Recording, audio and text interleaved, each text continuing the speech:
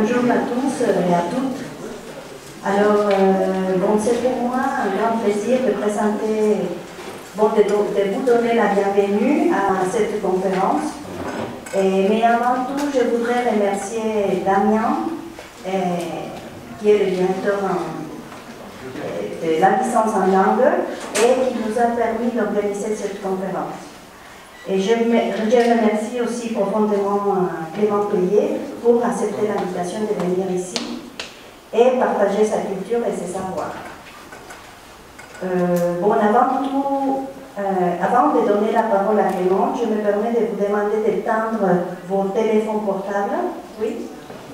Et Belén Santiago, lui, il va lire le parcours professionnel de Clément. Merci.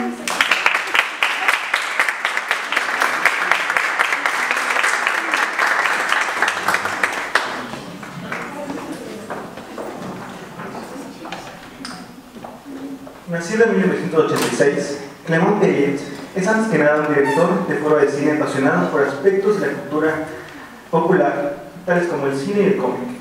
Habiendo estudiado cine en el Safari, Escuela Superior de Realización Audiovisual, se ha dedicado desde 2007 a proyectar películas que no eran obviamente difundidas dentro del circuito comercial de cine, como aquellas de cine de autor francés, cine político acerca del exilio, y adaptaciones de cómics a la pantalla. Sus foros de cine se realizan una vez al año en el Centro Cultural Universitario de la UNAM y se han convertido en cita obligatoria para aquellos verdaderos cinéfilos, dispuestos a disfrutar las maravillas del cine de autor. Él mismo elige la mayoría de las películas que se proyectan en ese espacio desde agosto de 2014 y algunos de los ciclos exhibidos van desde muestras del cine del exilio iraní asiático hasta películas de animación del underground brasileño. Dando continuidad a la labor que realiza en dicho espacio, difunde el cine francés en la Alianza Francesa de San Ángel. El cómic o la banda de cine en francés es otro de sus grandes intereses. Curiosamente, empezó a trabajar como tallerista de storyboard de cine para niños en la Casa de Méliès, en la Casa de Francia y FAL. Y luego siguió como tallerista de cómic para principiantes en la Alianza Francesa. En aquel terreno de enseñanza también ha impartido cursos sobre cine y crítica en la Escuela de Francés FAL. Mucha de esta labor es recogida en el foro Cinecom 2019. Dicho foro resume sus dos preferencias, el cine y el cómic. Con sus amigos Oscar G. Hernández y Lorna Becerril, armó un foro de encuentro de cine, proyecciones y charlas, así como de cómic, exposición de historieta y performance. Gracias. Cultural de la Alianza Francesa de Polanco, que se encarga de todo lo cultural, bueno, igual que Clément, ya quiero incluir también. Y bueno, aquí nos acompaña Aurelian también. Un aplauso, por favor.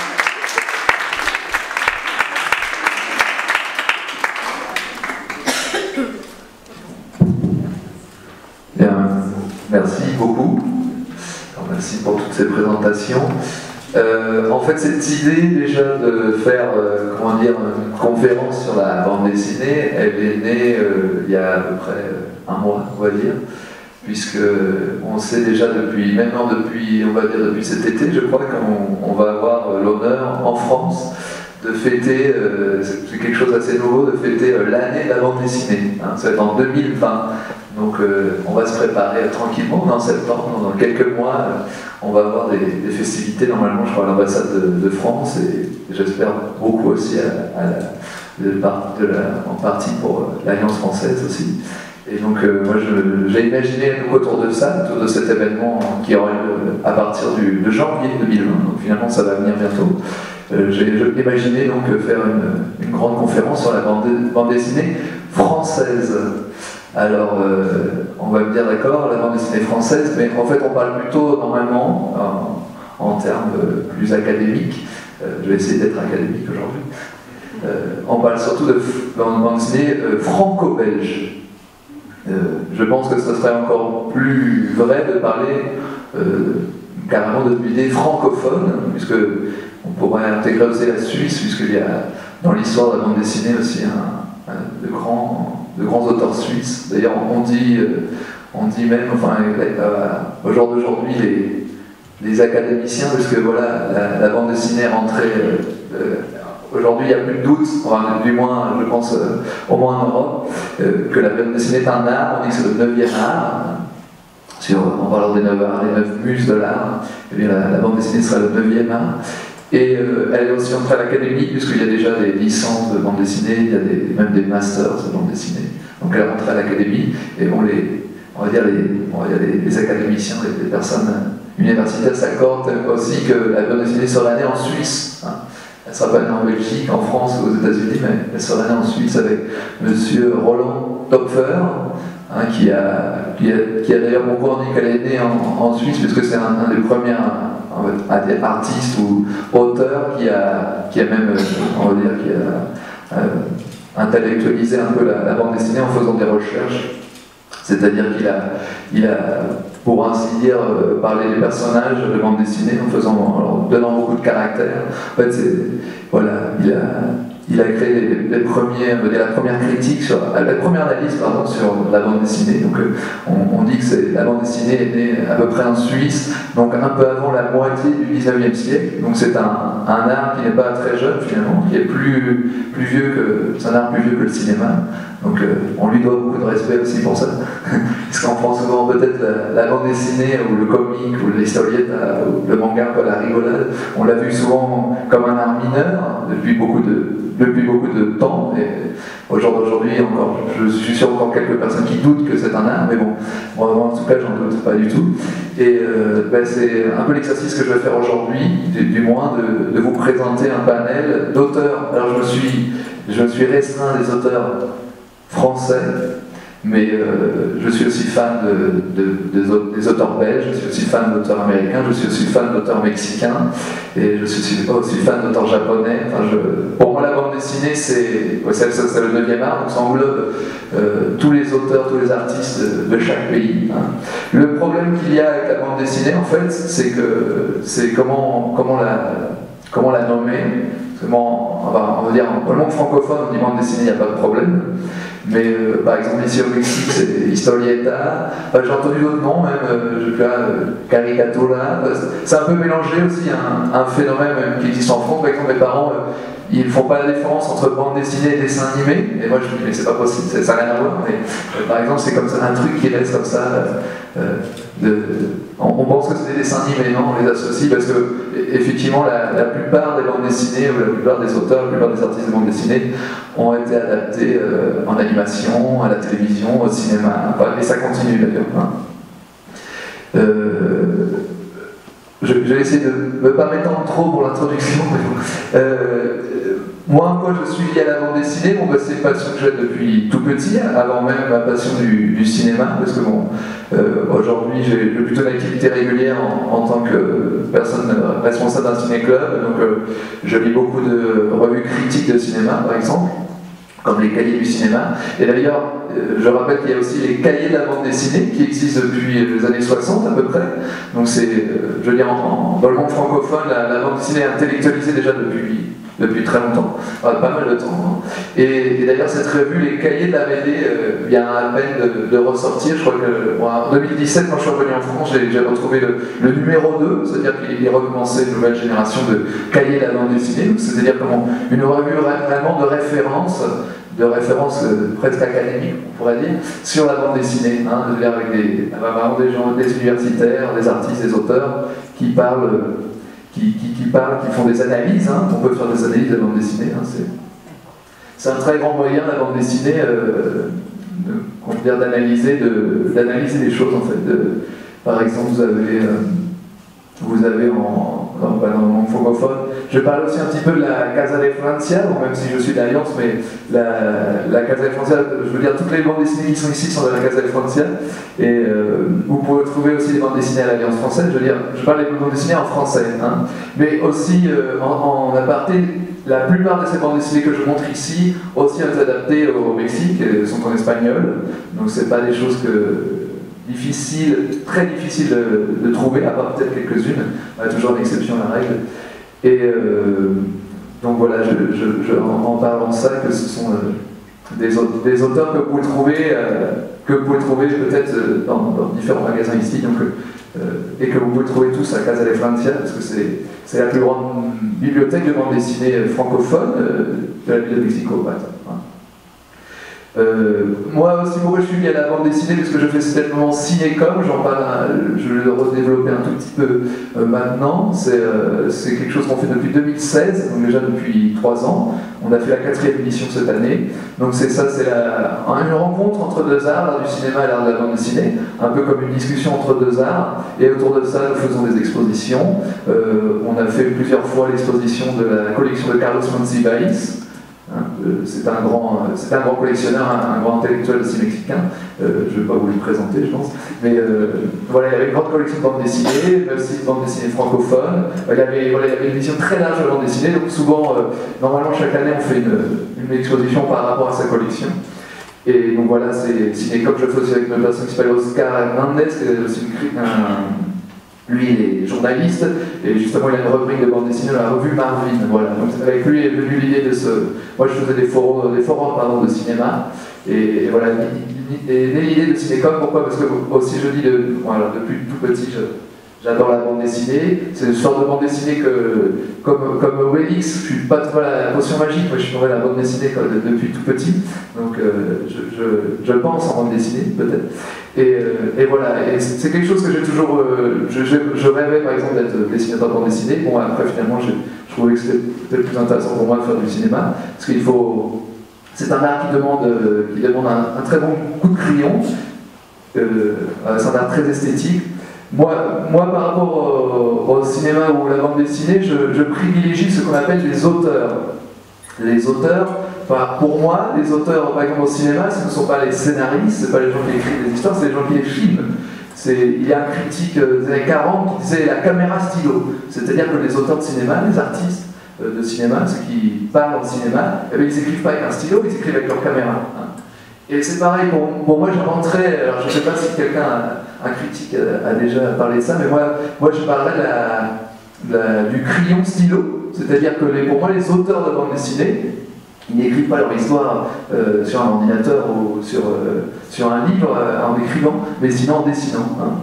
Et d'ailleurs c'est quelque chose qui n'est pas encore développé, qui n'est pas très bien développé même en France. On est encore très, on va dire, très cérébral, très cartésien, peut-être malheureusement, et on n'analyse pas assez le dessin. Voilà, on n'analyse pas assez le dessin des bandes dessinées. On privilégie toujours, au jour d'aujourd'hui, il y a une autre bande dessinée, critique de bande dessinée, je pense qu'elle a une moins bonne qualité des cahiers de la bande dessinée, s'appelle DBD, c'est une revue de vulgarisation de la bande dessinée, et par exemple, il privilégie, vous voyez les critiques, ils privilégient toujours l'histoire. Il dit, ah, c'est des histoires qu'on a déjà vues. Mais la bande dessinée, pour moi, ce n'est pas, premièrement, c'est pas l'histoire.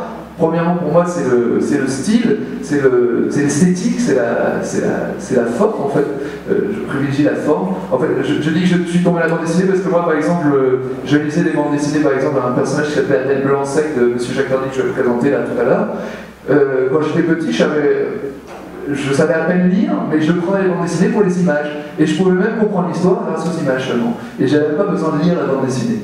Donc pour moi, je privilégie souvent, tous les auteurs que je vais montrer normalement, ils ont au moins une originalité de crayon, ils ont tous une esthétique très forte, au moins de manière visuelle. C'est pas, même si l'histoire est très importante chez tous ces auteurs, voilà, ils ont tous en commun d'avoir une esthétique très intéressante. En fait, il y a 4, pour moi, c'est des génies du dessin.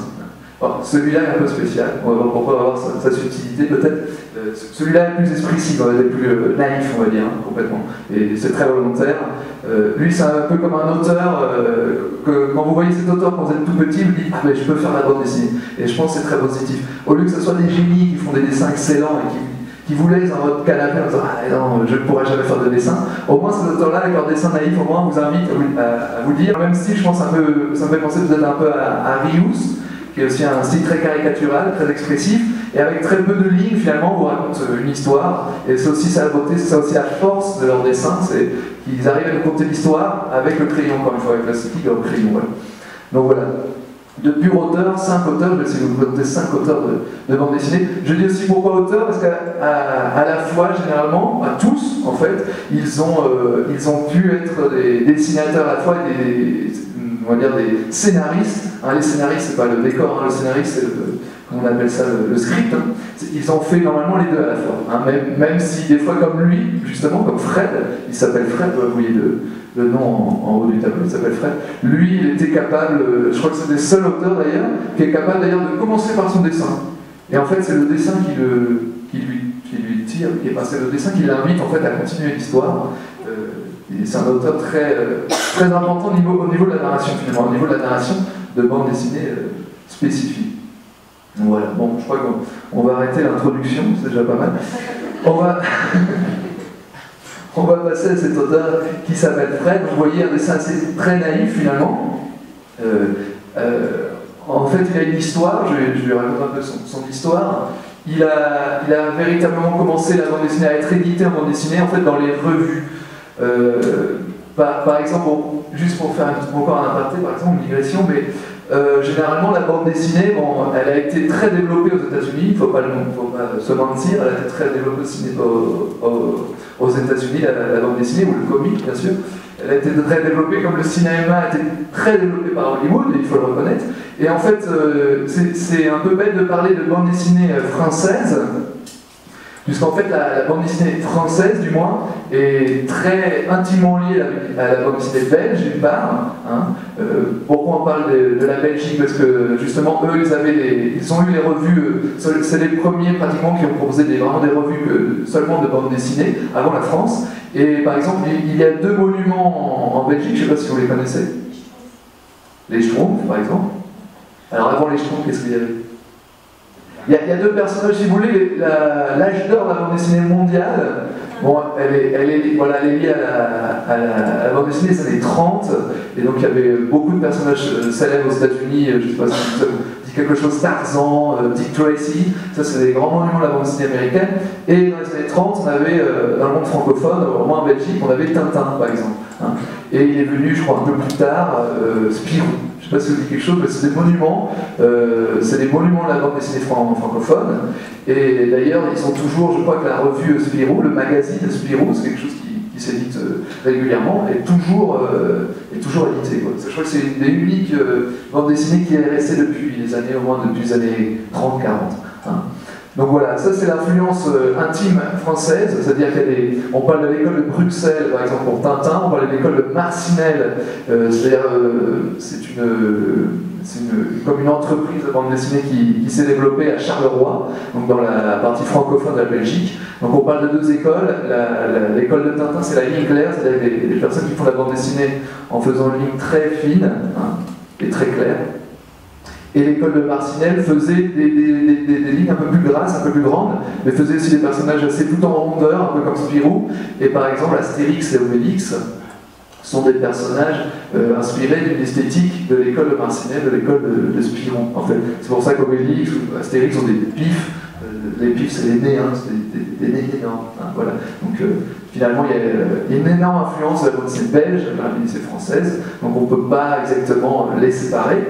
Et aussi une grande influence américaine. Je crois que tous, pratiquement, ont des influences, dans tous les auteurs que je vous montre, des influences américaines.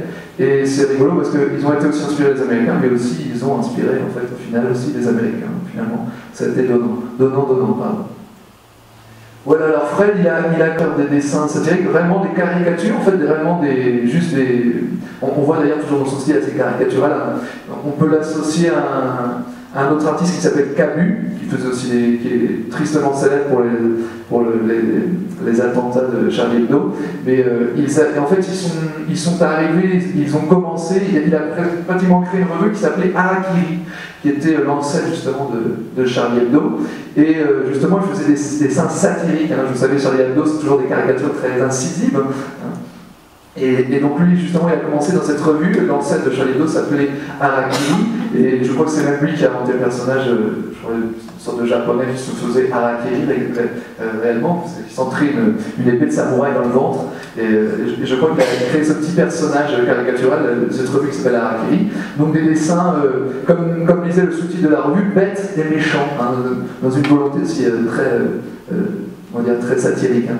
Et il a commencé dans cette revue, avec ses lèvres, en fait, avec ses caricatures, Et finalement, il a trouvé que cette revue, bon, parce que cette revue a une grande réputation d'être très satirique, d'être presque scatologique, je crois, pendant un moment. Et donc lui, il s'est un peu séparé de ça. C'est un monsieur finalement qui est assez sobre dans sa manière de penser. Et il a inventé un petit personnage qui s'appelle Philémon. En fait, c'est un peu son Tintin, l'équivalent de son Tintin.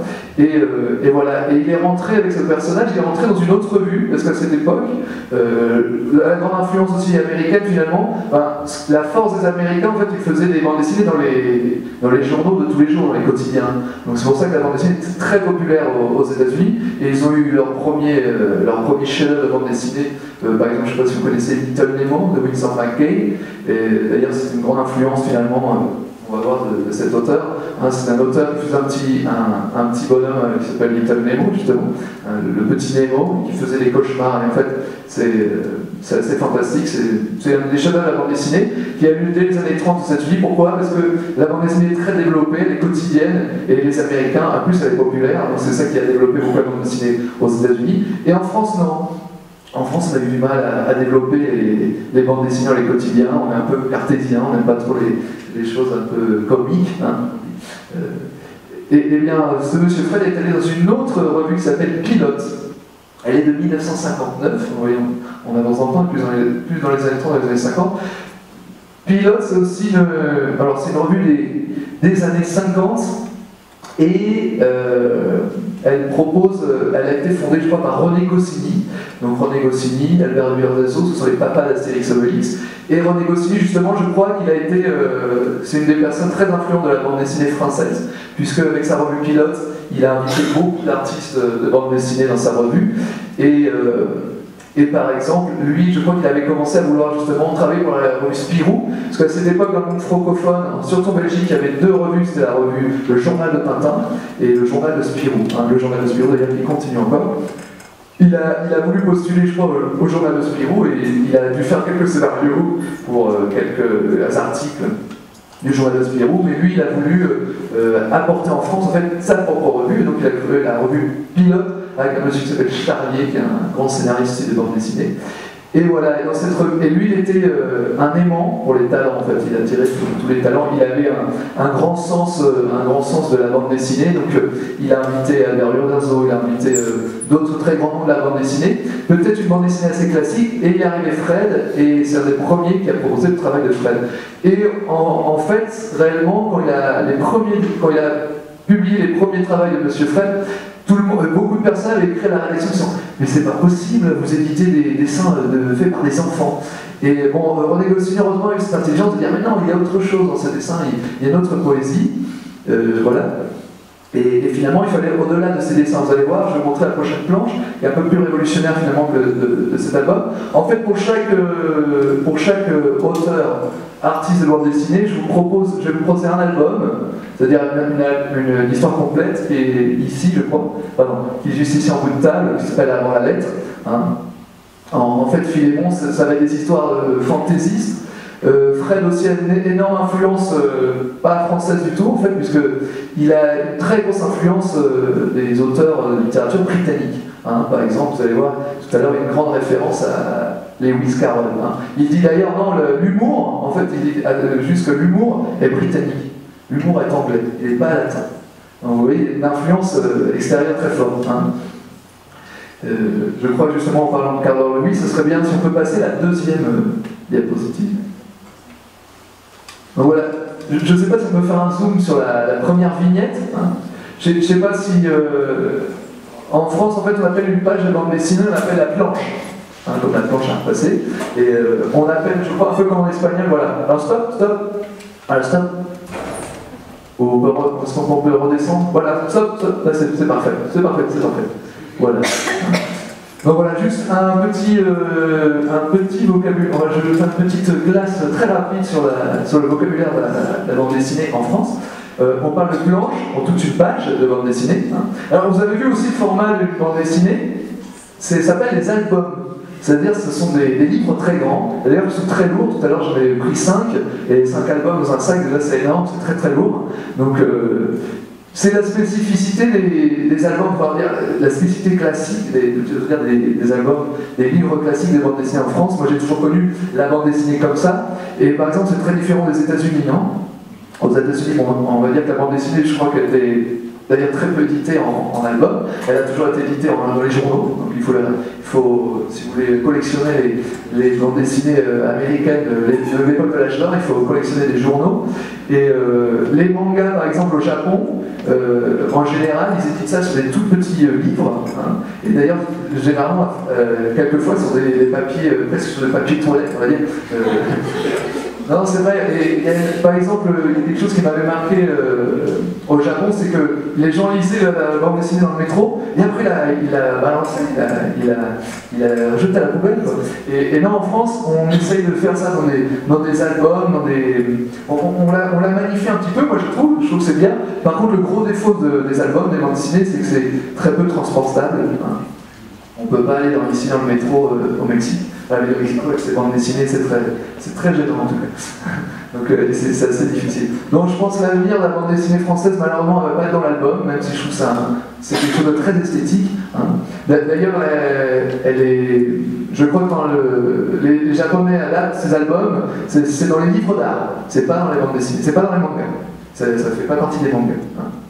Donc c'est quelque chose de très culturel, du moins en France. En France, en Belgique. En France, en Belgique, l'album, on va dire que c'est une création franco-belge, on va la partager. Hein. Donc voilà, vous avez la planche, vous avez la vignette. La vignette, donc c'est la case aussi. Je crois qu'on dit plutôt case d'ailleurs en français, on dit plutôt case.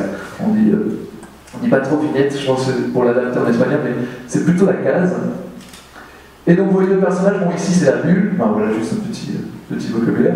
Et donc ce qui est intéressant dans cette histoire, l'histoire de Philémon, juste très rapidement qui est Philémon. Philémon c'est un personnage qui se balade toujours sur son âne, donc c'est un personnage assez caractéristique, c'est assez surréaliste, c'est complètement surréaliste même, sauf le premier album que je vous montrais avant la lettre, et on va dire que le premier album que je vous ai montré qui est là, donc il y a la Casa del Frontier si vous voulez y aller. Il est fantastique, réellement. Hein, parce que je ne sais pas si ça vous dit quelque chose, le fantastique, mais par exemple aussi une grande influence de Fred, influence américaine, Edgar Allan Poe, hein, qui est le roi de la littérature fantastique. C'est-à-dire qu'on pense qu'il y a quelque chose de fantaisiste, on pense qu'il y a quelque chose d'irréaliste, mais finalement on est toujours entre la frontière entre le réalisme et l'irréalisme. Et avant la lettre, Fred, c'est typiquement fantastique, puisqu'on n'est pas encore dans la fantaisie. Mais là, on est complètement dans la fantaisie, vous allez voir pourquoi. On est dans un monde, carolien ou léwissien, je ne sais pas. Vous allez voir pourquoi. Donc ce personnage, déjà, juste un tout petit résumé de toute sa série. Je crois que c'est 16 albums, je peux le donner, c'était le 6e album. Ce personnage va voyager, par exemple, sur les lettres de l'océan Atlantique. Je ne sais pas si vous voyez un globe, par exemple, un globe de la planète, vous voyez sur l'océan Atlantique, c'est écrit en lettres Océan Atlantique. Eh bien, ce monsieur Fred, il a imaginé que toutes les lettres qui étaient écrites sur un globe de l'océan Atlantique, ben, c'est des îles. Donc ce personnage va se balader sur les lettres de l'océan Atlantique. Et chaque album va faire partie d'une lettre. Par exemple, je crois que cet album, c'est le O, hein, Océan Atlantique. Donc là, on va aller sur l'île O, hein, une île en forme de O. Hein, donc il va se balader sur toutes les lettres de l'océan Atlantique. Pourquoi? Parce que, bon maintenant, là c'est la première case, on voit que ce personnage est en train de escalader quelque chose. Est-ce qu'on peut faire un zoom arrière et voir toute la planche?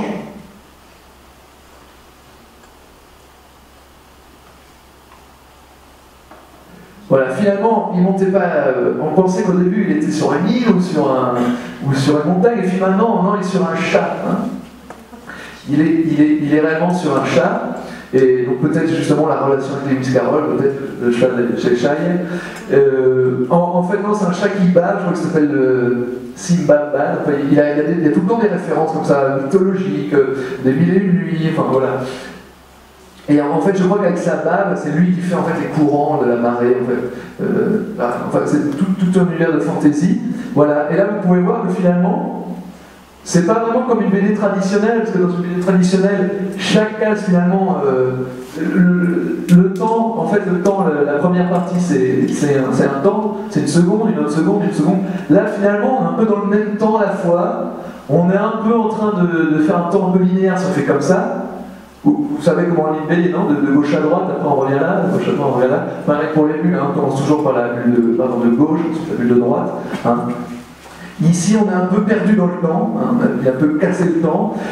En fait, Fred, surtout, alors finalement moins dans cette première histoire, cette histoire est peut-être plus abordable, mais finalement, dans toute cette période de l'océan Atlantique, des lettres de l'océan Atlantique, l'histoire de Philémon, il met sans arrêt à mal la bande dessinée. C'est-à-dire qu'au lieu d'avoir une bande dessinée classique comme on connaît, de gauche à droite, chaque case représente un temps et chaque case représente normalement le même temps. Ici, non. Pourquoi pas, finalement, chaque case représente un élément en commun. Ben voilà, il fait souvent ça. Il y a même des bandes dessinées de lui où il passe derrière la case, ou qu'à un moment, toute la planche se plie.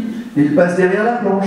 Enfin voilà. Et ça, je crois que le seul qui mettait assez à mal finalement la bande dessinée, je crois que le seul avant lui, c'était Winsor McCay avec le petit Nemo, avec Little Nemo, hein, réellement, qui mettait sans arrêt, qui questionnait finalement la bande dessinée. Et cet auteur, en fait, a été capable, même avec ses dessins naïfs, mais aussi très expressif, et moi je le trouve très, très poétique aussi, il est très expressif, c'est très caricatural, mais il y a la poésie de la caricature finalement. Ce chat, il va être très épuisé, il est un peu aristocratique, il y a quelque chose. Philémon, il a un petit côté peut-être, je sais pas, peut-être naïf, peut-être aussi un petit côté Tintin, mais vous allez voir qu'il lui arrive des aventures sans arrêt fantaisistes.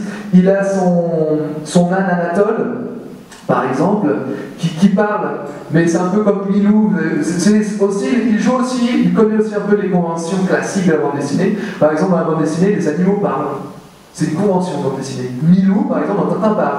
Mais il parle et personne ne le comprend. On va l'entendre dire Wawa, par exemple. Hein. Et là, c'est pareil pour son âne, l'âne de Philémon, peut parler, et je crois qu'il n'y a que Philémon qui le comprend. Alors, vous voyez, il y a tout un univers de fantaisie chez Fred. Voilà. On va arrêter avec Fred, puisque là, on va être un peu juste. On va continuer avec un autre auteur qui est un peu la référence presque de la bande dessinée française, comme ça, directement. On va passer à la troisième planche, à la troisième album, pardon.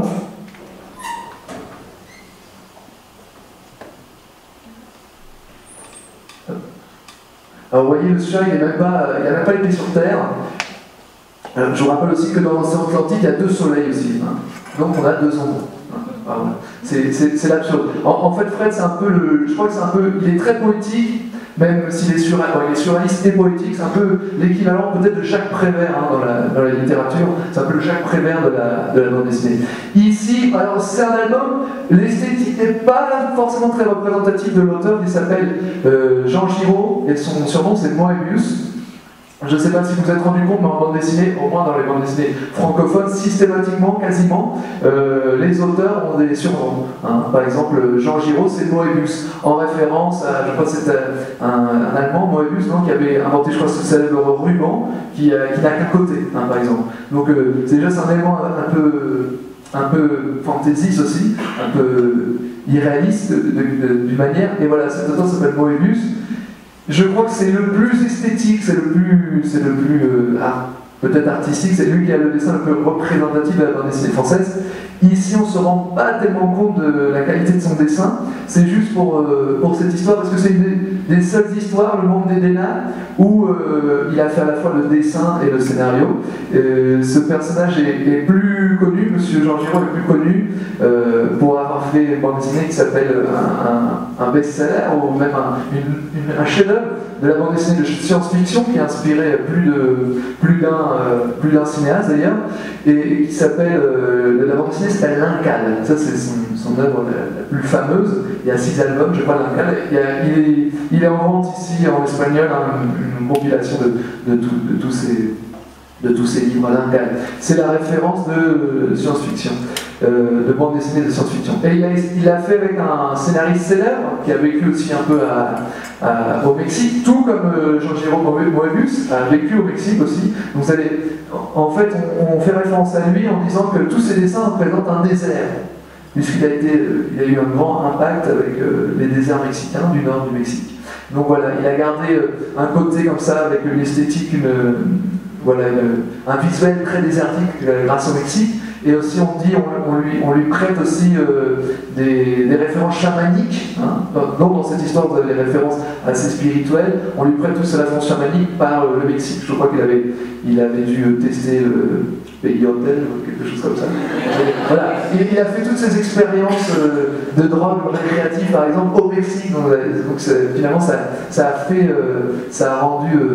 alimenté sa carrière, en fait, le Mexique. Hein. Il y a quelques auteurs comme ça, je crois, qui ont des relations avec le Mexique, dont le dernier, si on a le temps d'en parler. Je vous ai choisi aussi des auteurs du cru qui avaient aussi des références avec le Mexique. Hein, Bon, vous voyez aussi que c'est des gens aussi qui ont tout le temps des références internationales, c'est pas du chauvinisme, on n'est pas que avec la culture française, c'est pas vrai, parce que la plupart des auteurs ont des références totalement différentes à la culture française, par exemple. Je vais vous faire un nouveau point ici, pratiquement tous ont une relation intime avec le cinéma. Par exemple, dans le cas de Jean-Jérôme Moebius, est-ce qu'on peut mettre la prochaine diapositive, s'il vous plaît?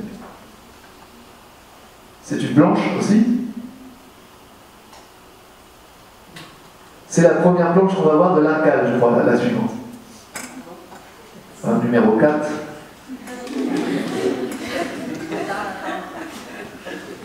Donc tout ça pour dire que, bon, je vais vous laisser, voilà, je pose une question. Ça vous fait penser à un film, ça? Qui sont les cinéphiles, par là?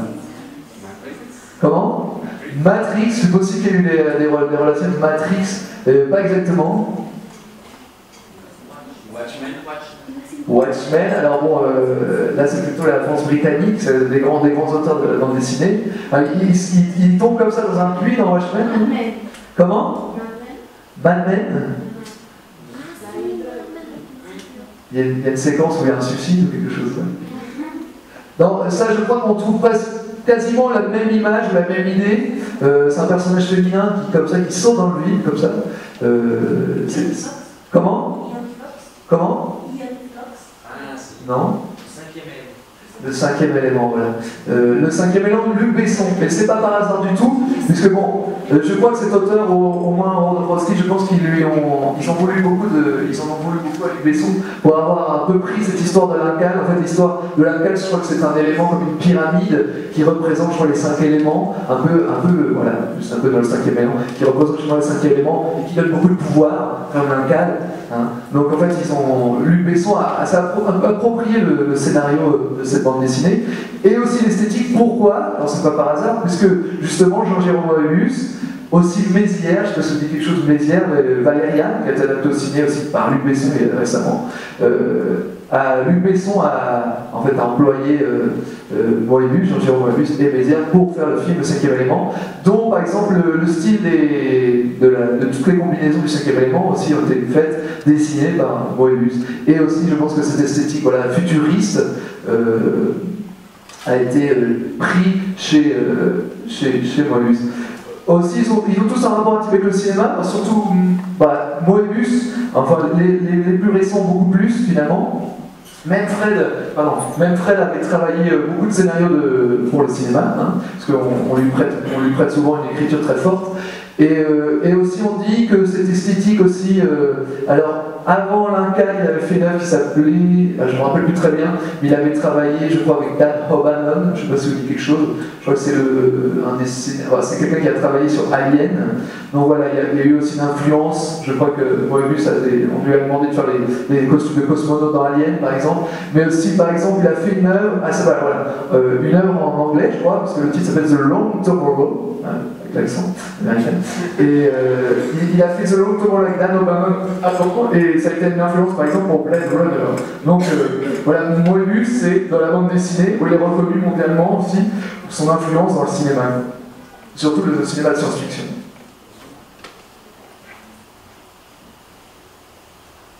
Alors on va peut-être continuer tranquillement avec d'autres auteurs. Il y a 1000 choses aussi à dire autour de Moebius. Il a fait beaucoup de dessins animés d'animation. Je crois que les derniers les a fait lui-même. Ils sont très très peu visible. Je crois que sans doute vous pouvez voir ça sur des petites tiendas au sortir de la cinémathèque, de retrouver un dessin animé qu'il a fait tout seul, qui est très joli aussi, qui reprend tel quel ce ses bandes dessinées, ça s'appelle Arzak Rhapsody. Il faut voir, c'est un film d'animation. Alors assez rudimentaire dans l'animation, parce que je crois qu'il a fait presque tout de lui-même, donc il y a peut-être un manque de fluidité, mais il a fait autre chose qui s'appelle Les Maîtres du Temps. Il a travaillé aussi, je crois, sur la tête de l'univers, Musclor, le personnage, je ne sais plus comment on l'appelle en espagnol, mais il a travaillé sur beaucoup de projets au niveau de l'esthétique, surtout sur beaucoup de projets de cinéma, comme Alien, par exemple, c'est pas des moindres, Abyss, il a connu presque tous les grands noms de la science-fiction, et ils l'ont souvent employé dans ses films. Voilà le monde de l'ENA que je vous ai montré là. C'est un de ses les plus intéressants parce qu'il est lui-même aussi celui qui crée l'histoire. Donc pour moi c'est très important de garder, comme j'aime beaucoup moi présenter le film de cinéma d'auteur. Pour moi aussi il y a les BDH. Je suis en train d'inventer un mot, mais certains l'avaient inventé pour moi, mais il y en a qui décrit beaucoup ce terme de BDH, mais moi j'aime beaucoup. Bon, c'est un peu en relation avec cinéaste. Cinéastes, ce sont les auteurs, les artistes de cinéma les plus connus, et pour moi il y a aussi les BDastes, finalement, les auteurs de BD, pourquoi pas. Voilà, alors, le plus grand exemple, le plus célèbre, c'est peut-être Moebius, même le plus populaire. On va passer à un auteur suivant, parce que sinon on va pas parler de tout le monde. Voilà, un autre, ce qu'il y avait de bien avec Moebius, qui a fait la relation avec Philippe Drouillet, c'est qu'ensemble, avec une autre personne très importante dans la bande dessinée, dans les scénarios surtout, qui s'appelle Jean-Pierre Dionnet, ils ont créé un peu tous les trois. Ils étaient, d'ailleurs, je crois, tous les trois, ils ont eu le droit de travailler tous les trois avec la revue Pilote. Vous parlez de cette revue Pilote qui a commencé dans les années 59. Elle a continué jusque dans les années, je crois qu'elle a duré 30 ans, en 89. Mais avant ça, il y a eu quelque chose qui était très important en France et dans le monde, mai 68. Et on va dire que cette génération mai 68, c'est vraiment la génération exactement de Philippe Drouillet et de Moebius. En fait, ils étaient assez révolutionnaires, ils avaient quand même des sentiments assez politiques. Et eux, ce qu'ils voulaient faire, en fait, c'est les grands représentants aussi de la BD adulte. Alors, la BD adulte, ça ne veut pas dire forcément la BD érotique ou quoi que ce soit. La BD adulte, c'est justement des thèmes plus adultes. Voilà, c'est en fait eux qui ont fait la séparation. En fait, à un moment, il y a eu la séparation. Si vous voulez, René Goscinny, le scénariste de Tintin, et le créateur de la revue Pilote, en fait, c'est le grand représentant un peu de la bande dessinée classique. Tintin, Astérix, Obélix, des revues assez classiques, des bandes dessinées assez classiques, avec des histoires sympathiques, mais qui représentaient quelque chose de très classique, pas très provocateur finalement. Et aussi destiné, on va dire qu'avant la bande dessinée, c'était pour les enfants seulement. Les premiers à avoir fait vraiment les bandes dessinées destinées aux adultes, c'est un peu ça, c'est un peu cette génération qui s'appelle, on l'a appelée, la génération Métal Hurlant, puisque c'est la revue qu'ils ont créée en se désolidarisant, on va dire, de René Goscinny, qui est un peu le représentant un peu gaulliste, en fait, puisqu'on a les années 68. C'est un représentant un peu gaulliste de la bande dessinée sympathique, nos ancêtres les Gaulois. Voilà, ils ont cassé l'image du père, en fait, exactement, et ils ont créé leur bande dessinée qui s'appelle Métal Hurlant, donc avec un terme très heavy metal, justement, ça vient de là, j'imagine, un très rock, parce que c'était, je crois qu'en 75 arrive un critique de rock qui s'appelle Philippe Manœuvre, qui est très connu ici, là-bas, on va dire en France.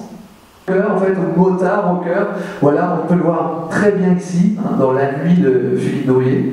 Donc voilà, ils ont créé une nouvelle revue qui s'appelle Métal Hurlant, je crois que c'est date des années 70, et d'ailleurs c'est très intéressant, cette revue qui s'appelle Métal Hurlant a été achetée, je crois, quelques années après par les Américains, pour en faire une version américaine qui s'appelle Heavy Metal.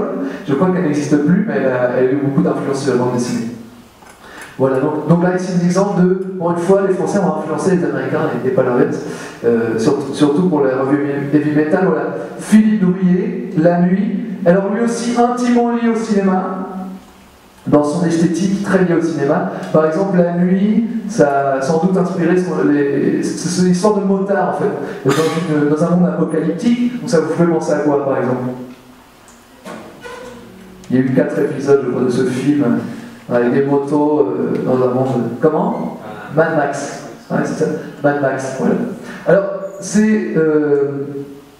voilà, c'est intéressant. Voilà. Lui, alors selon lui, il aurait influencé Mad Max, mais c'est vrai qu'il a influencé beaucoup de personnes. Il a beaucoup travaillé aussi. On l'a sollicité beaucoup aussi dans le cinéma.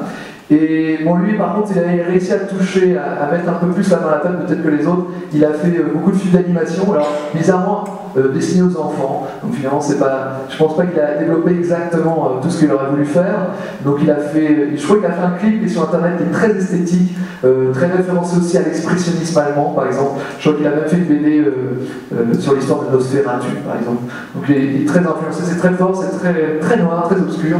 Je crois qu'on va avoir une planche tout à l'heure. Voilà. Il a beaucoup influencé le cinéma, le cinéma, on va le voir pourquoi.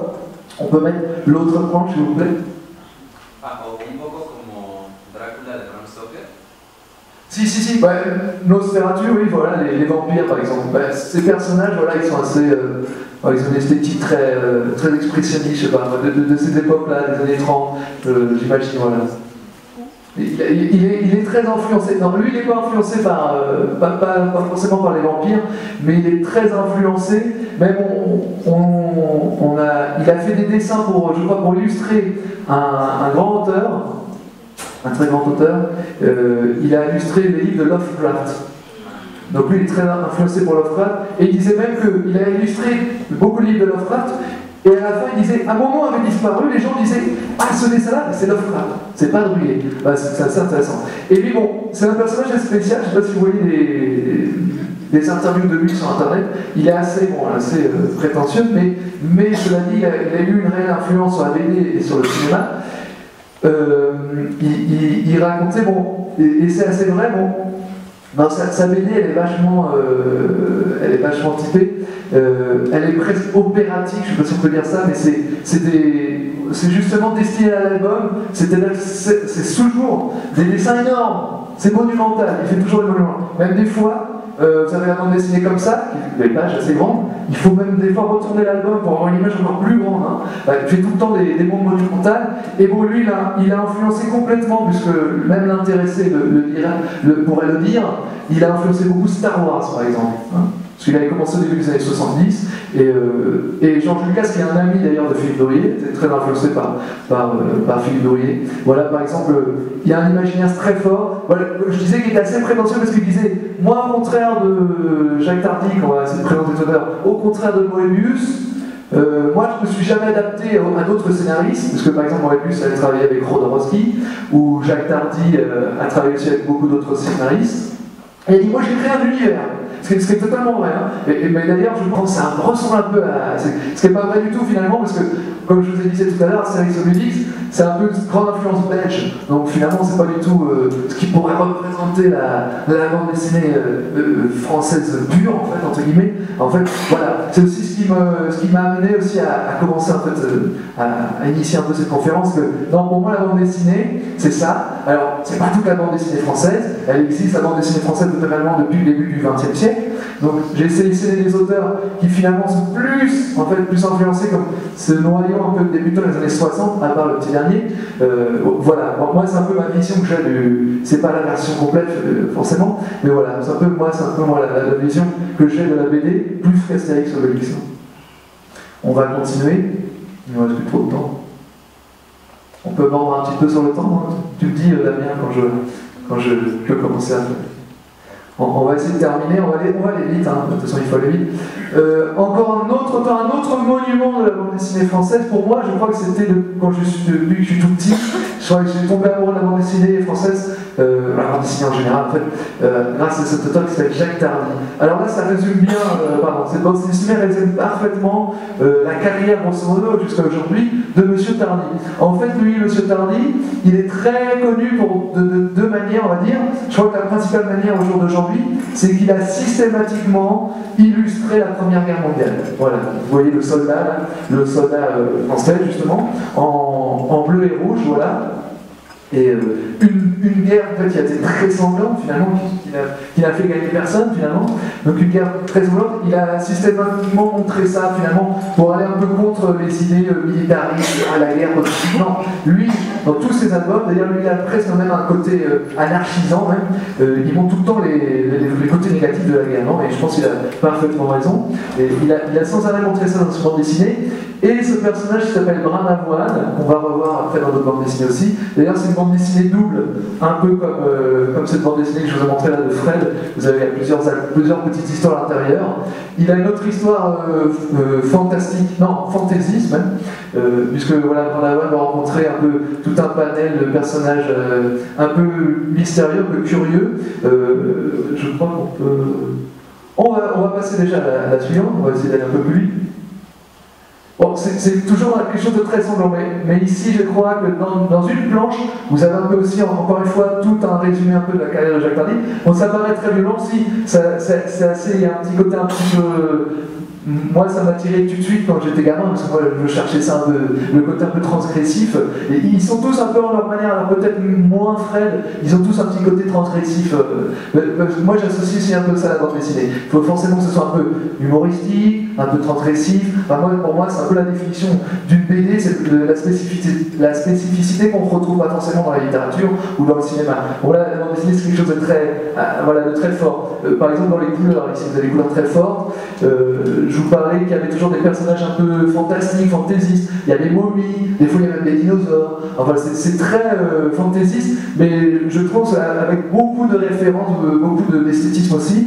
Par exemple, il adore toujours, ici je crois qu'on est dans le cimetière du Père Lachaise, au niveau de la pyramide, je crois, doit être la tombe de Champollion par exemple. Il y a toujours des références comme ça. C'est un monsieur, comme je disais, la guerre de 14-18, il l'a fait dans tous les sens. Il a fait les histoires des soldats, l'histoire du soldat inconnu, il a fait des bandes dessinées aussi qui étaient éditées en journaux, pour faire une petite référence américaine, par date. Il a fait 1914, 1900, il a été même jusqu'à 1919, voilà.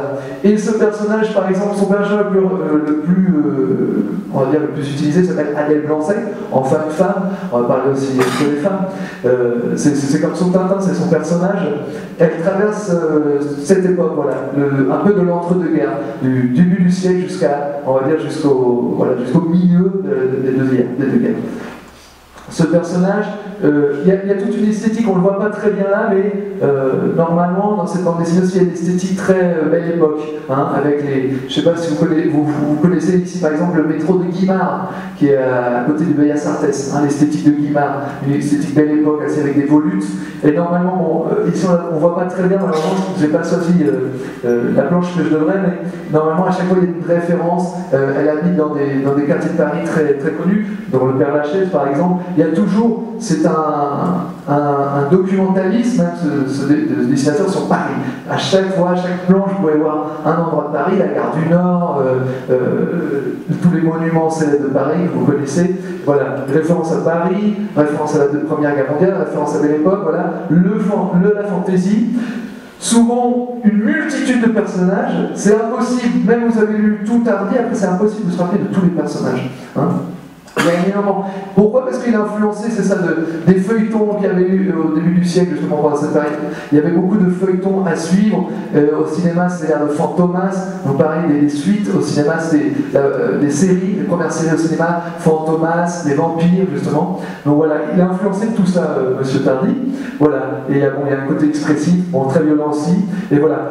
Un truc que j'aime beaucoup dans l'esthétique de Tardy, qu'on voit seulement ici dans le A, l'esthétique aussi de ces onomatopées. La grammaire aussi de la bande dessinée, c'est aussi les onomatopées. Et par exemple, lui, son A, on voit bien dans le A, c'est même un petit personnage de A, c'est une petite bouche qui fait A, et voilà, il multiplie souvent ça, et ça, c'est sa patte. On reconnaît aussi Tardy, la grammaire de Jacques Tardy, il utilise bien la grammaire, vous voyez, dans les onomatopées tout le temps, parce qu'il y a ça, il y a ce côté comme ça, il y a ce côté très expressif, très important pour la grammaire, pour raconter quelque chose, encore une fois, avec le crayon, et pas avec le dessin, pas avec les commentaires.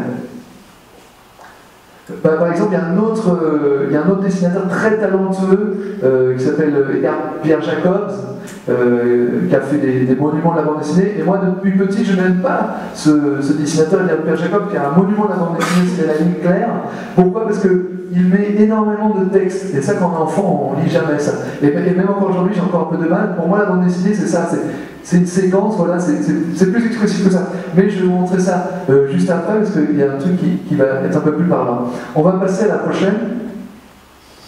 Beaucoup plus simple. Alors, c'est pas vrai que c'est très simple parce que c'est assez expressif, c'est assez naïf aussi, mais c'est le même dessinateur ici qui sait faire des villes monumentales. Par exemple, je crois qu'ici c'est la ville de, je sais pas si vous connaissez cette ville de New York-sur-Loire. Non, ça vous dit rien? Bah, c'est une ville imaginaire, c'est pour ça. Voilà, par exemple ici vous avez un bateau énorme, une sorte de paquebot énorme. Alors, pardon, vous êtes tous intimement liés au cinéma, surtout cet auteur. Jacques Tardy, par exemple, a été adapté au cinéma il n'y a pas longtemps aussi par Luc Besson. Il n'y a que M. Luc Besson qui a compris que c'est intéressant d'adapter les bandes dessinées au cinéma. Il a adapté Adèle Blanc-Sec. Je crois qu'ici, ça s'appelle Le Mystère de la momie. Enfin, je crois qu'un titre qui est très différent, donc c'est un peu difficile de rencontrer. Je crois que vous avez, j'en fais encore de la publicité pour la Casa de Francia, vous avez le film Adèle Blanc-Sec à la Casa de Francia, mais il a un nom comme ça, Le Mystère de la momie, un truc comme ça. Donc attention. Hein. Jacques Tardy aussi, à peine, ça va faire 2-3 ans à peine, on l'a montré justement, on a eu l'honneur de montrer ce film au Cinécom. Il a fait un film qui s'appelle Avril et le monde truqué, qui est passé pas mal de fois à la Cinémathèque aussi, ici, donc vous avez les moyens de vous prendre Avril et le monde truqué, je crois que ça s'appelle Avril et il mondo extraordinario, en espagnol, et c'est tout esthétique, exactement la bande dessinée de Jacques Tardy, le personnage qu'on a vu tout à l'heure.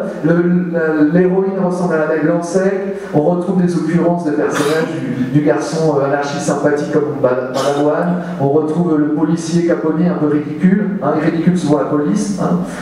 Voilà. Petit aparté, voilà, il est très intimement lié au cinéma aussi, M. Jacques Tardy. Cet auteur-là aussi, on le voit surtout dans l'esthétique de cette bande dessinée. Je pense qu'après, ça vient vous rapprocher pour voir un petit peu ces bandes dessinées, très intéressantes. Surtout l'esthétique de ce personnage avec ce bateau énorme.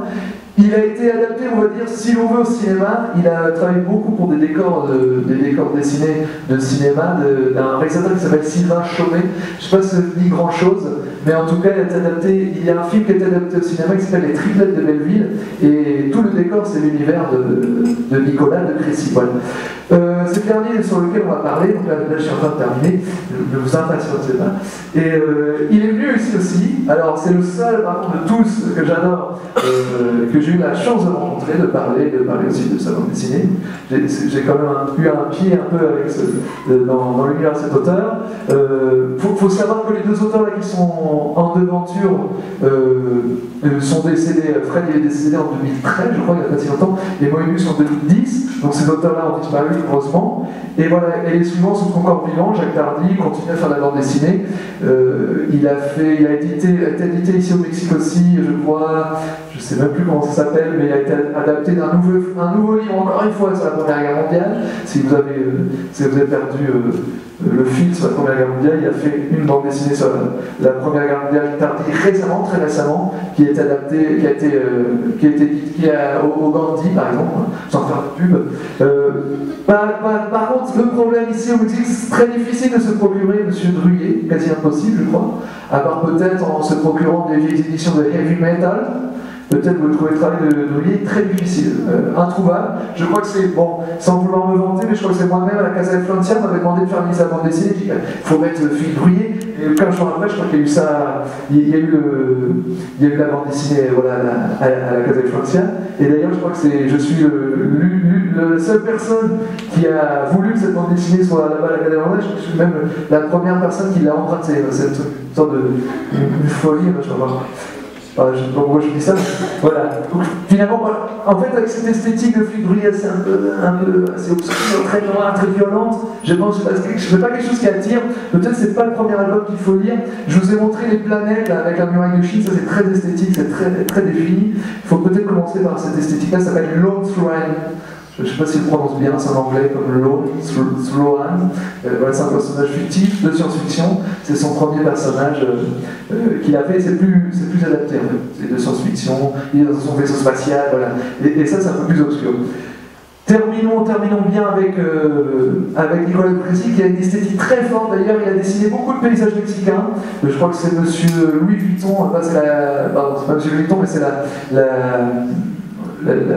comment on peut appeler ça, Louis Vuitton, en fait, l'entreprise Louis Vuitton fait des patronats d'artistes, leur demande de dessiner toute une ville ou tout un pays, la ville de Mexico. On a demandé à Nicolas de Crécy, qui est venu d'ailleurs plusieurs fois au Mexique, pour dessiner le Mexique. Je crois qu'il a fait, on pouvait peut-être voir si vous voyez sur internet rapidement, il a fait le Kiosco Morlesco, il a dessiné, vous allez voir, avec sa patte, avec ce côté un peu relâché aussi. Moi j'aime beaucoup, c'est parlant un peu d'esthétique, parce qu'on ne parle jamais d'esthétique dans la bande dessinée, ce qui est grave.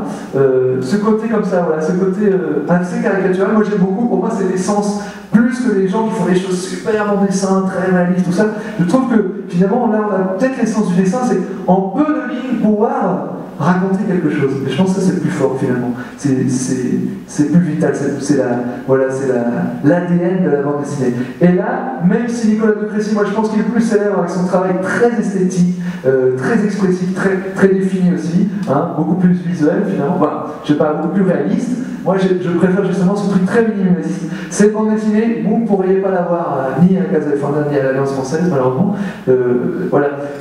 Je montre ça en dernier, puisqu'on redevient finalement, on retourne avec le côté un peu plus naïf, caricatural de Fred, voilà. D'ailleurs, comme je disais, Fred, je crois il commence à bande dessiner par le dessin. C'est qu'il ne fait même pas de brouillon avant, comme faisaient les plus grands dessinateurs comme Hergé, par exemple. On pense qu'Hergé, il sortait du Tintin comme ça très rapidement, sans problème. Non, il faisait des brouillons comme ça, très minimalistes, presque incompréhensibles, et après, il prenait le temps. Et en plus, Monsieur Hergé, c'est un des premiers aussi qui avait un studio, c'est-à-dire Monsieur Edgar Pierre Jacob, qui a un grand nom de la bande dessinée, faisait les paysages. Hein, un tel faisait les costumes. Donc finalement, Hergé, c'est un grand entrepreneur de bande dessinée avant la lettre. Les dessinateurs de manga, c'est pareil. Au Japon, c'est l'industrie. C'est-à-dire, il y a le monsieur qui arrive avec son idée, il dit pouf, pouf, pouf, on va faire ça, ça, ça. Et après, il y a au moins 10 personnes qui vont faire les dessins. Donc finalement, c'est plus très. C'est un peu une entreprise, c'est un peu une industrie, et c'est plus trop artistique. Et on va dire plutôt, c'est ça aussi le côté, on va dire la French touch, on va dire, pour faire un peu de chauvinisme. C'est ça, c'est que par exemple, Nicolas de Crécy qui a fait beaucoup d'œuvres adaptées au Japon, on lui a même demandé de travailler au Japon, et lui, il n'a jamais fait comme les Japonais, il n'a jamais demandé à 10 personnes de travailler avec lui, il a fait tous les travaux que fait un groupe de 10 personnes normalement, il l'a fait lui-même. Donc il disait, quitte à avoir des problèmes de dos, je vais faire tout le travail moi-même. C'est le côté artisanal, on va dire, la French touch, peut-être c'est un peu ça aussi. Les albums, comme ça, c'est magnifier un peu, en faire un art en fait. Voilà, les dessins très minimalistes. La dernière planche, c'est pas une planche, c'est juste une suite, ça va être un strip ou une bande. La dernière bande, on termine comme ça, avec une dernière bande. S'il vous plaît, la dernière image. Voilà, très minimaliste. Donc c'est un monsieur, ici, c'est pas la même histoire, c'est pas l'histoire de Monsieur Fruit qui pour moi, j'étais tombé amoureux de Nicolas de Crécy avec Monsieur Fruit. Donc ce côté très minimaliste mais très expressif, un côté très fantaisiste, par exemple, il y a je crois qu'il y a les légumes prennent vie, ou les fruits et les légumes prennent vie, quoi. Donc d'où l'idée de Monsieur Fruit, qui est, en fait c'est super Monsieur Fruit, c'est le super-héros, influence américaine encore une fois, le super-héros des fruits, et je me rappelle une séquence où tout plein de fruits comme ça partent en courant, c'est quelque chose de très surréaliste, et on voit ça en fond, et on a envie de faire ça, on a envie de faire la même chose, finalement les fruits peuvent prendre vie, alors tout est possible, c'est ça qui est génial. Et ça je l'ai gardé parce que c'était une bande dessinée, c'est celle-là en fait. Je crois alors je vais pas essayer de retrouver la page, c'est un peu compliqué, c'est une idée hyper esthétique. Je ne sais pas si on voit bien là, au niveau de la couleur, au niveau de tout, c'est très esthétique. On ne s'en rend pas bien compte maintenant, mais elle est hyper esthétique, c'est-à-dire hyper chiadée, hyper expressive, hyper stylée. Pourquoi stylée? Parce que moi je pense que ce qui m'intéresse dans la bande dessinée, c'est un peu comme ça, c'est d'un seul coup d'œil, de dire, c'est du Druillet, c'est du Tardy, hein, d'analyser, de voir tout de suite l'auteur, c'est ça en fait, un peu qui m'intéresse dans la bande dessinée, plus que ce que ça va me raconter en fait. C'est ça, c'est l'esthétique que je cherche beaucoup, c'est ce qui va m'attirer tout de suite en fait. Et bon, Nicolas de Crécy, je pense que c'est un génie. Le problème avec Nicolas de Crécy, quand je l'ai vu, ça m'avait un peu chagriné, c'est qu'il avait dit il n'y a pas longtemps, je vais arrêter la bande dessinée. C'était comme, parce que finalement c'est très difficile, hein, c'est pas quelque chose de, c'est un sacerdoce comme on dit la bande dessinée, c'est que ça demande énormément de temps. Je crois qu'il dessine à peine une planche par jour. Alors c'est à la fois beaucoup et pas beaucoup, et donc c'est très minutieux, c'est très laborieux, c'est pas du tout un truc très détendu qu'on fait ça sur un bout de carnet au bout de 5 minutes. Non, ça demande énormément de temps, et d'ailleurs il m'avait dit que ici, parce que moi j'ai gardé quand j'étais un peu plus jeune, que ça m'avait très marqué là, juste cette bande de ce personnage de gros chien, qui parle. Là, on ne voit pas parler, mais normalement, il parle, parce que c'est la convention de bande dessinée. Les animaux parlent généralement. Et ça paraît un monde très un peu de Disney, un peu avec des gros personnages, un peu gentils, sympathiques. Hein, on dirait si tiens, non. Et en fait, non, il y a une situation de violence. Il y a un petit oiseau en train de mourir, et au lieu de le garder dans un petit carton, il va l'exploser contre un arbre. Parce que c'est complètement, c'est pareil, c'est un truc, ça arrive comme ça dans la figure, et quand on est enfant, ça va bien, c'est pas possible. Je pense qu'ils avaient gardé le petit oiseau, mais non, il explose, quoi. C'est à la fois très violent, à la fois un petit peu peut-être poétique, mais aussi, moi j'adorais tout de suite aussi le côté un peu rudimentaire, en fait, c'est avec peu de choses, avec peu de traits. C'est aussi un inventeur de forme, ce qu'inventeur Nicolas Leclerc, c'est un inventeur de forme. Moi, ce qui m'avait passionné aussi, c'est qu'il a un travail aussi sur les onomatopées, ici, plaf, il a designé, on pourrait dire ici, c'est un design de lettres fait par Nicolas de Crécy, c'est sa patte, c'est son ADN. Et aussi, il avait une invention, et j'avais oublié d'en parler, je crois que c'est le seul qui a exprimé l'odeur grâce aux onomatopées. En fait, il faisait des petites flèches comme ça, qui partaient des corps, et ça représentait une odeur, ou une aura même. Et on peut le voir dans Monsieur Fruit, la bande dessinée que je vous montre avant, et peut-être on peut l'avoir dans celle-là, je crois que celle-là, elle est avant Monsieur Fruit, donc il est encore assez académique, en fait, à faire des trucs très chialés, c'est-à-dire très détaillés, très complexes, très esthétiques, très jolis. Mais finalement, je crois que l'essence de son dessin, ce qu'il disait lui-même, à un moment, j'en ai marre de dessiner. Et finalement, il arrive à son essence, il arrive à l'architecture de son dessin. Et c'est l'image qui m'avait le plus marqué, en deux cases, paf, une violence, d'un coup, en deux cases comme ça, avec des petits personnages de Disney, c'était très violent, c'est ce qui m'a marqué le plus. Et finalement, on retourne à la fin à la poésie un peu de Fred, hein, on retourne de Fred. Donc, je vais le terminer. Fred, voilà, il est à peu près né dans les années 30.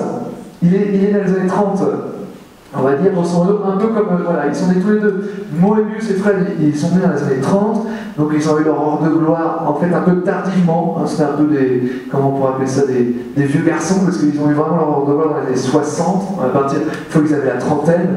Je pense que Philippe Druillet a eu du succès plus rapidement, par exemple. Philippe Druillet il est dans les années 40, la même génération que Jacques Tardy. Ils sont nés tous les deux dans les années 40. Tardy aussi, il était dans la revue Heavy Metal. Donc voilà, sans arrêt, ils sont tous un peu liés en fait finalement. Et voilà, et le petit dernier, Nicolas de Crécy, il est né dans les années 60. Donc déjà, il a commencé vraiment à être éditeur dans les années 80, donc assez récemment en fait. Voilà. Dernier truc à dire, je crois. Donc voilà, on retourne dans le côté naïf un peu de la bande dessinée, peut-être important, le côté naïf, expressif. Pour moi, peut-être l'ADN de la bande dessinée. Justement, un peu, référence peut-être, pourquoi pas, à Mickey Mouse, parce que une très grande influence de tous aussi, c'est Mickey. Hein. Sur les années 30, déjà en France, on éditait des adaptations de Mickey en bande dessinée, hein, on les traduisait, et c'était une énorme influence. Parce que Mickey, voilà, son côté un peu caricatural, tout ça, c'est l'essence, c'est le côté le plus populaire finalement. Puisque la tradition française, c'était justement de faire des choses très réalistes, très pompantes, ça n'a pas passionné personne, ça n'a jamais fonctionné dans les revues qu'il y avait à l'époque, les anciennes revues. Et Mickey, il avait cassé tout, il cassait la baraque parce qu'il était plus sympathique, plus rondelet, c'était plus comme ça, voilà, c'était beaucoup plus rythmé, on était beaucoup plus dans la bande dessinée, dans la grammaire de la bande dessinée, et c'est ça qui est resté chez ces auteurs, peut-être jusqu'à Nicolas Crécy, pourquoi pas. Et je sais pas, je vais dire une dernière chose, un côté un peu comme ça, je sais plus ce que je voulais dire, mais bon, voilà, peut-être qu'on va s'arrêter là. Bon, peut-être qu'on va passer aux questions.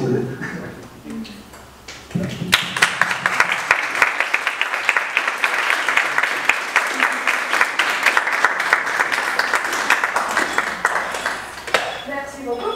Y ahora vamos a pasar a la ronda de preguntas. Si tienen alguna pregunta, pueden hacerla tanto en español como en francés y pueden levantar la mano para que les pase el micrófono. ¿Hablo español?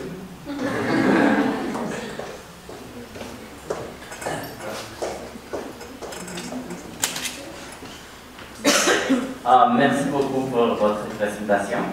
Je me souviens quand j'étais à l'école secondaire, on avait lu les bandes dessinées d'Astérix et j'étais très triste à savoir qu'il y avait seulement comme 12 ou 13 bandes d'Astérix, non.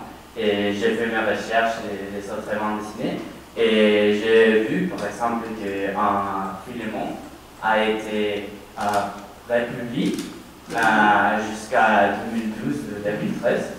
Et ma question, c'est ça, non? Pourquoi est-ce que les BD classiques ne sont pas publiés dans cette longtemps, non? Parce qu'ils ont été publiés je ne sais pas, mais les années 68, choses comme ça. Mais il a pris beaucoup de temps d'être republié, non? Pourquoi ça? Parce que je comprends que les Schtroumpfs, Astérix, comme vous avez dit, ils sont adaptés à les cinémas, mais pourquoi ils ne sont pas publiés par un BD classique maintenant?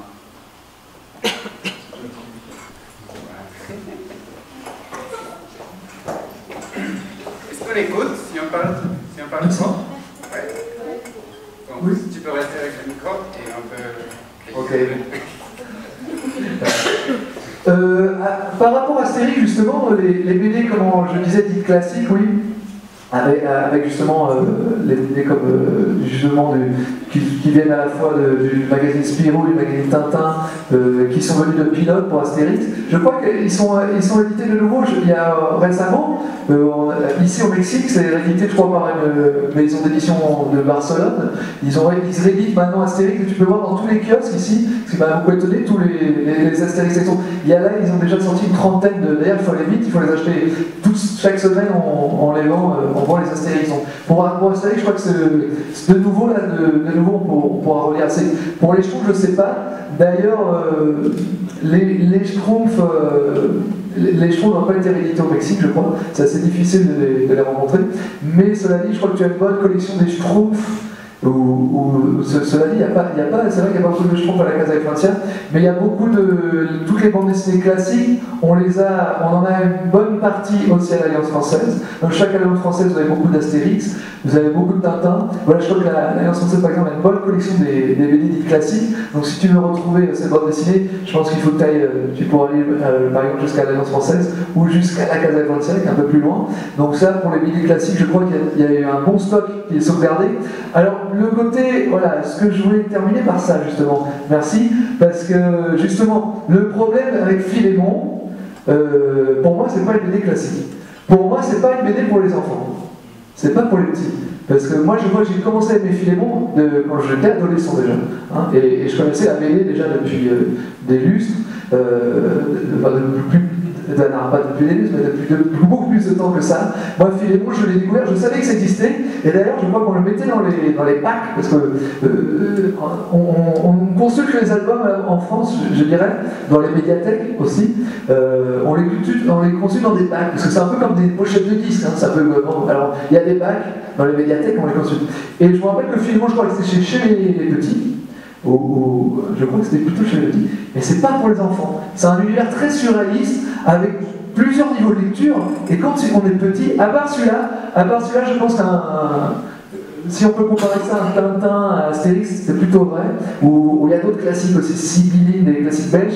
Peut-être que la première BD de Philémon, oui, ça peut être considéré comme BD d'enfant, mais après celles que je vous ai montrées avec le chat et tout ça, je crois que pour passer au côté surréaliste, je crois que c'est plus destiné aux adultes selon moi. Hein. Il y a eu mal d'homme, je pense, avec Philémon, parce que jusqu'à la Casa de Francia, c'est mieux chez les enfants. Et je ne suis pas sûr que les enfants s'intéressent à ce côté, à ce niveau de lecture surréaliste très très jeune. Je pense que c'est plutôt quelque chose d'adulte. Ouais, ça me fascine d'ailleurs ça, de séparer en fait les BD enfants et les BD adultes. En fait, ce qui s'est passé, c'est que grâce à l'équipe de Métal Hurlant, on va dire Druillet et Moebius Tardy, d'un seul coup, les bandes dessinées, c'était que pour les adultes. Et c'était plus pour les enfants. Alors qu'avant, c'était le contraire. Les BD, c'était que pour les enfants, c'était pas pour les adultes. Et aujourd'hui, à peine, je crois, on recommence à faire un peu des bandes dessinées pour les enfants. Parce qu'en France, c'était les BD, c'est pour les adultes. Hein. C'est un truc un peu bizarre. Quoi. Je crois qu'aujourd'hui, on est un peu dans le vague. Et c'est un peu curieux, d'ailleurs, comment, dans la médiathèque, ils rangent entre BD pour enfants et BD pour adultes. C'est quelque chose d'assez intéressant. Hein. C'est quelque chose d'intéressant à étudier.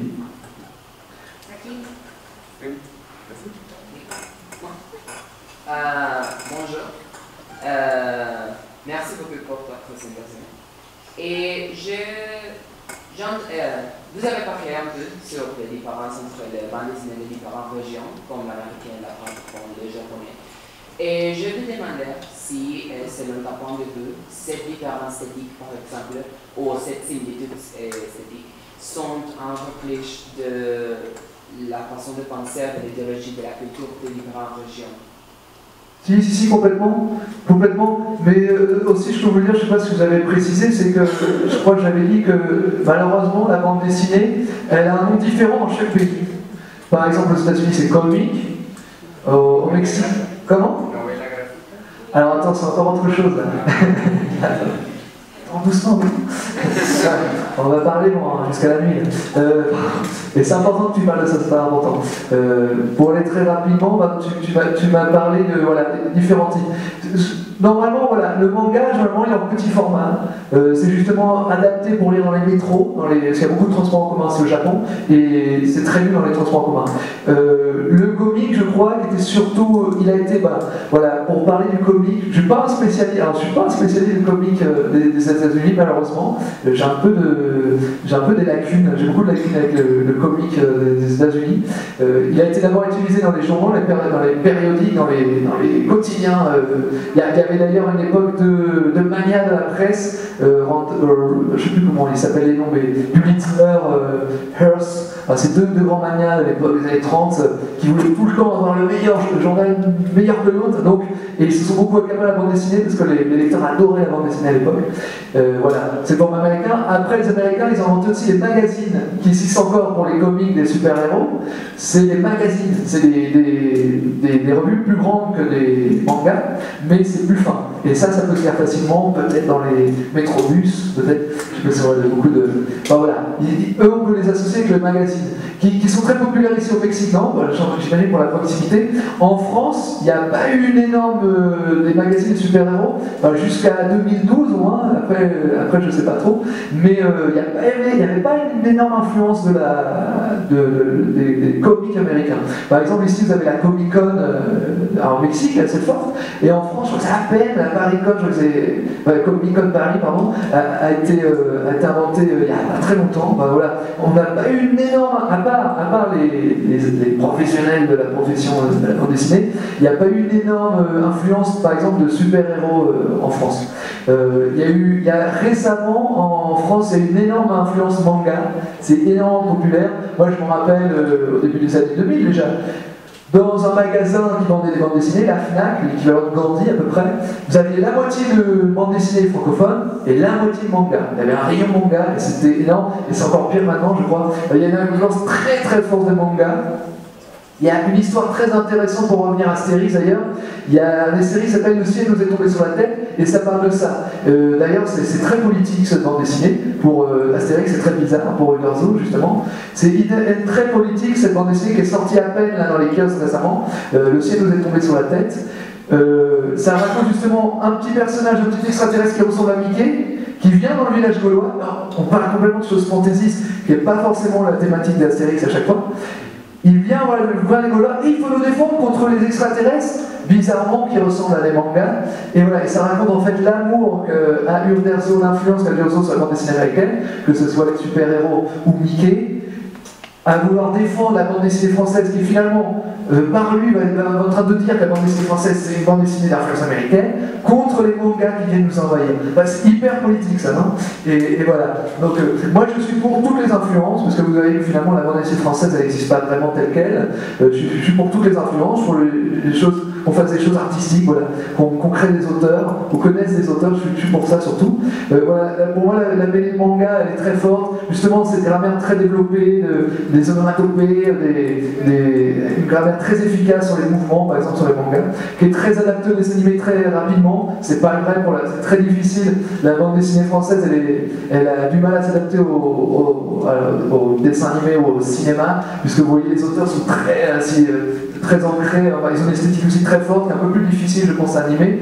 Il y a eu un litige avec monsieur de Crécy pour les triplettes de Belleville, il a dit même que c'était un plagiat à la part de Sylvain Chaumet, que c'était son histoire. Vous voyez, c'est assez laborieux parce que vous voyez que finalement l'auteur de bande dessinée, c'est un ermite en fait. Il est tout le temps dans l'obscurité en train de dessiner ses petits dessins, tout ça. Donc c'est un ermite. Et c'est pas du tout, c'est très différent de l'art cinématographique, où il faut être un peu un entrepreneur, où il faut avoir une équipe avec soi. Enfin, finalement, c'est pas vraiment un art personnel, finalement. Enfin, je suis peut-être en train de dire des énormités, mais c'est un peu moins personnel, puisque c'est un travail de toute une équipe. Et la bande dessinée, c'est vraiment très autoral. Pourquoi? Parce que c'est le travail parfois d'une personne comme Nicolas de Crécy. Et voilà, bon, les États-Unis au jour d'aujourd'hui sont très fameux avec les super-héros. Moi, je trouve que finalement, ils nous écrasent un petit peu. Moi, je suis un petit peu contre les super-héros en ce moment. J'en ai un peu marre, même si je ne connais pas trop, donc je ne veux pas faire je veux pas être la mauvaise langue. Par exemple, il y a un scénariste très connu en Grande-Bretagne qui s'appelle Alan Moore, qui a travaillé justement avec les Watchmen, qui a un peu retourné, c'est un peu en dérision le personnage super-héros, qui avait même un peu travaillé avec un peu la mort de Superman. Enfin voilà, lui, il a un peu plus fait des réflexions sur les super-héros. Et au jour d'aujourd'hui, je crois que ce sont des dernières interviews, il disait c'est très infantile, on est dans le monde des super-héros. Voilà, finalement, les super-héros ne proposent plus grand-chose. Voilà. Donc, moi, je ne suis pas très influencé par cette esthétique-là. Enfin, moi, j'apprécie pas encore l'esthétique des super-héros. J'apprécie plutôt cette esthétique, voilà, plus européenne, on va dire. Voilà, parce qu'on va dire que les grands centres de bande dessinée en Europe ont été en France, en Belgique, la France-Belgique et l'Italie aussi, avec un personnage incontournable qui est Hugo Pratt, avec Corto Maltese, voilà. En allant de là aussi du côté géographique, qu'est-ce que c'est le roman graphique? Alors moi j'aime pas trop ce thème-là, j'aime pas trop ce terme-là, pardon, puisque en fait on a inventé, on va dire de tous, peut-être le plus qui pouvait se rapprocher du roman graphique finalement, et c'est pas tellement vrai, c'est Nicolas de Crécy. Pourquoi? Parce qu'à la fin je vous ai montré un petit format. Et c'est très récent, par exemple en France, on a eu dans les années 90, je me rappelle, des petits formats qui ont été édités par une maison d'association très importante qui s'appelle l'Association, d'ailleurs je crois qu'ils ont édité des travaux de M. Baudouin, peut-être une personnalité qu'on vous verrez prochainement l'année prochaine. Voilà, ils ont adapté des petits formats, c'est les premiers. Et voilà pourquoi on parle de roman graphique, parce que voilà, roman graphique, qu'est-ce que c'est? C'est un peu comme donner ses lettres de noblesse à la bande dessinée, c'est on va faire vraiment des récits qui ont l'allure, qui ont la pesanteur, le poids, pardon, d'un roman, mais avec des dessins. Et je trouve ça un peu dommage parce que le roman graphique, finalement, c'est de dire ah mais c'est comme un roman, on va faire un peu de littérature. Alors moi je vais être ambigu dans mon discours parce que moi je pense aussi que c'est de la littérature la bande dessinée. Pour moi c'est aussi important, et même je me rappelle que quand je prenais des classes, je sais pas, au lycée, on nous disait déjà, et oui monsieur Gottlieb, monsieur Tardy, ce sont des œuvres littéraires, parce que voilà, il y a un poids très important, il y a une recherche sur l'important comme en littérature. Donc, je suis un fan de toutes les bandes dessinées mexicaines sans exception. Alors moi j'aime plutôt Rius, moi, qui a justement un style assez caricatural, assez critique aussi, j'aime beaucoup les super machos,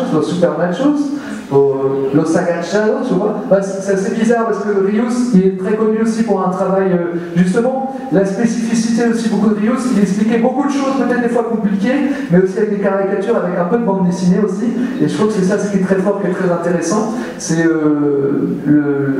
la qualité ici, c'est d'avoir pu apprendre, je sais pas, des choses philosophiques ou, je sais pas, historiques grâce à Rius, non, parce qu'il a fait énormément de choses, de vulgarisation un petit peu, pas dans un sens négatif, je dis ça, de toute la culture en général, et il a fait ça très bien, Rius, c'est très bien. Malheureusement, il a eu une petite phrase malheureuse avec la bande dessinée française, mais on l'excuse, il n'y a pas de problème. Mais moi, je suis un grand fan de Rius, je suis un grand fan aussi peut-être encore plus fan de la famille Moulin. Et je trouve que peut-être, alors pareil, comme l'origine de la bande dessinée mexicaine, il y a beaucoup d'influences des États-Unis, dont par exemple l'auteur de la famille Lebrun, il avait dit lui-même, je crois qu'on peut décliner, on peut voir qu'il y a eu des influences précises de tels personnages un peu caricaturales, mais c'est extraordinaire, on apprend énormément de la culture mexicaine grâce à la bande dessinée. Donc c'est aussi un élément intellectuel la bande dessinée, c'est quelque chose qui t'apprend énormément de choses, on apprend même mieux je pense avec la bande dessinée. Il y a même en France qui est à la Casa de Fuerza, si vous voulez voir, s'appelle la revue dessinée. C'est-à-dire c'est toute l'actualité expliquée seulement en bande dessinée. C'est incroyable. Donc c'est vraiment c'est une manière aussi ludique d'apprendre beaucoup de choses, hein, et de choses sérieuses aussi. Hein. La BD, c'est sérieux aussi. C'est artistique et c'est sérieux à la fois. C'est intéressant. Et qu'est-ce que je connais d'autre? Penguin, j'aime beaucoup aussi, même si ça pourrait paraître un peu naïf. On me dit que c'est un peu l'image un peu raciste, tout ça. Mais je trouve qu'il y a beaucoup d'humour, et moi je trouve que ça va même jusqu'à excuser un peu ce côté un peu trop caricatural, un peu politiquement incorrect, mais je trouve qu'il y a énormément d'humour, on apprend énormément sur le Mexique. Encore une fois, dans les Penguin, il n'y a pas seulement Mémine, il y a aussi tous ses amis, non? Celui qui travaille à l'atelier, qui est nu-pied, enfin, on apprend beaucoup de personnages de la société mexicaine aussi avec ça. C'est très important, c'est très bien. Moi j'ai appris, je me suis renseigné sur la culture, j'essaie de m'adapter à la culture mexicaine peut-être des fois, ou à la société, grâce à ces bandes dessinées. Moi j'apprends l'espagnol aussi à lire. J'ai appris l'espagnol en lisant beaucoup de bandes dessinées ici au Mexique, mexicaines aussi. J'en suis seulement au début, j'essaie de faire un petit travail un peu à la méthode de Carlos Monsiváis, aller dans les petits, quand on dit puestitos ici, récupérer les bandes dessinées. Moi j'aime bien les bandes dessinées, il y a Calimán par exemple, Fantomas, c'est très curieux. Fantomas, parce que c'est un personnage je crois, premièrement du cinéma ou de la littérature française du début du siècle, qui est adapté au cinéma, qui a même été continuellement adapté au cinéma, je crois, jusqu'aux années 80. Et c'est rigolo parce qu'en France, je trouve que c'est un personnage maléfique qui pourrait être associé à le docteur Mabuse allemand, par exemple, le génie du mal, quoi. Et ici, c'est plutôt comme un Robin des Bois, non? C'est rigolo, parce que c'est quelque chose que ça a son origine un peu en France, et ça date de ce Mexique, c'est extraordinaire, non? Et je crois qu'ici au Mexique, il a tous ses assistants qui sont des sites du Zodiac. C'est assez intéressant, c'est extraordinaire. Il y a énormément de bandes dessinées mexicaines qui m'intéressent. J'essaie de retrouver comme ça dans les. Il y a des nouveaux auteurs mexicains aussi. Il y a beaucoup de nouveaux auteurs mexicains d'ailleurs, justement, qui s'expriment chaque année. Vous allez avoir, je vais en parler parce que aussi je l'ai ici aussi. La Feria de l'Historieta, que vous avez chaque année en janvier à l'Alliance française, c'est Oscar Hernandez qui va organiser tout ça. Et voilà, vous avez tous les nouveaux auteurs mexicains. Il y a d'énormément de talents, des gens aussi de Veracruz qui font un travail extraordinaire dans les nouveaux auteurs. Voilà, il y a énormément de choses intéressantes. Je crois que j'ai un peu de perte d'inspiration maintenant, mais je pense que j'ai beaucoup à dire aussi sur la bande dessinée mexicaine qui a eu beaucoup de talent, qui a encore beaucoup de talent et qui devrait continuer. J'ai pu par exemple le Super Sarios aussi. Il y a eu l'âge d'or aussi, je pense, de la bande dessinée mexicaine, un peu comme en France, aux États-Unis, dans les années 30, un peu comme dans le cinéma. Et je trouve que ce qui est dommage au jour d'aujourd'hui, c'est qu'on perd un peu. Il n'y a pas beaucoup il n'y a aucun pratiquement auteur mexicain qui est édité dans les kiosques. Ça serait important je pense qu'il faut peut-être se battre pour remettre les auteurs mexicains de bande dessinée ou les journées historiques. Voilà.